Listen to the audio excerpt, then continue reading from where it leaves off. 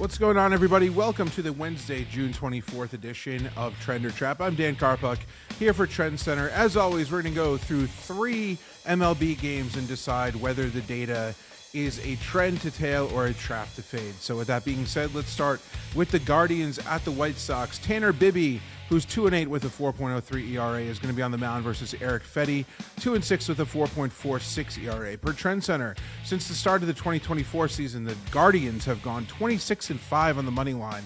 That's 83.87% for 21.09 units, 52.29% ROI, and Tanner Bibee starts against AL Central teams. So is this a trend with the Guardians minus 118 or a trap with the White Sox at plus 105? I think that this is a trend to tail with the Guardians. So Tanner Bibee has been a victim of bad run support all season long. He's been pretty consistent.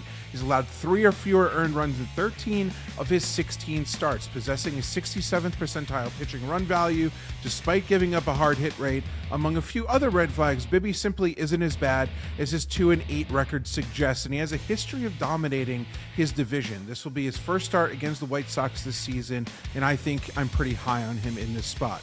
Meanwhile, Erick Fedde is someone I love picking on. He has a -7 pitching run value, that's 12th percentile, and he grades out as one of the worst starting pitchers in baseball and possesses a very low strikeout rate, 10th percentile, as well as a 3rd percentile chase rate and a 3rd percentile whiff rate. Both bullpens are middling, but I'm going to give Bibee the edge, backed by the elite trend that I mentioned. Heading into Red Sox at Rockies, Ranger Suarez, 3-3 with a 2.93 ERA, versus Kyle Freeland, 1-7 with a 7.36 ERA. Per TrendsCenter, since July 4th, 2025, favorites against the Rockies when Kyle Freeland has started before 7 o'clock have gone 11-1 on the money line. That's 91.67%. 8.3 units of profit, 34.86% ROI. So is this a trend with the Red Sox minus 165 or a trap with the Rockies plus 149? I think that this is a trend to tail with the Red Sox, even though they're kind of inventing new ways to lose every single time out, seemingly. But Ranger Suarez has either been really good or not good at all in his starts, and really no in between. He has 6 starts where he gave up exactly 0 earned runs and 5 starts where he gave up 4 or more earned runs. As a whole, though, he ranks in the 95th percentile of pitching and run value, and he's been elite across most of his pitching profile, most notably hard hit rate, 86th percentile, which should come in handy at Coors Field. Kyle Freeland, on the other hand, has been a disaster. He has a -17 pitching run value, which grades out as one of the worst starters in the majors, 2nd percentile XBA, 9th percentile xERA, and pretty much does nothing well except avoid free passes. Even though the Red Sox, like I mentioned, seemingly invent a new way to lose every single time out, there's no way I could avoid backing the opposing team with this gas can on the mound. So I'm going to go with the Red Sox in that one.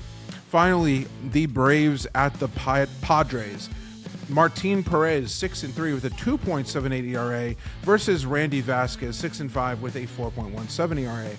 Per TrendsCenter, since 2025, as minus 125 or shorter favorites, and Martin Perez as a starting pitcher, his teams have gone 10-1 to the under. That's 90.91%, 8.9 units of profit, 73.55% ROI, with an over-under between 7.5 and 8.5. So is this a trend to tail with under 7.5 or a trap to fade with over 7.5?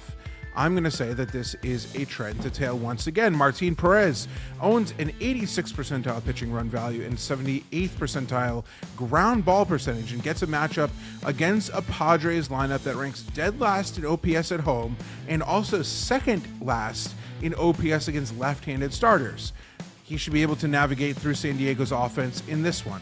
Also, losing Ronald Acuña Jr. at the top of their lineup has limited Atlanta's offensive upside every single night. That's good news for Randy Vasquez, who has been one of the most troubling baseball savant profilers despite his decent ERA. He has basically red flags everywhere. However, this Atlanta offense is not the same without Ronald Acuña Jr., and they've proven that in recent years and this year as well.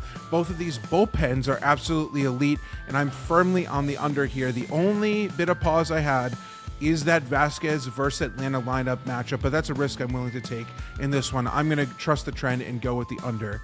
So with all that being said, thanks for making it this far. And as always, I have an exclusive promo code for you to take advantage of an offer. It's POD50, POD50 for 50% off your first month of premium access. So open up the TrendsCenter app, download it if you don't already have it, and enter code POD50 at checkout to redeem that exclusive code. I will be right back here tomorrow with another episode of Trend or Trap.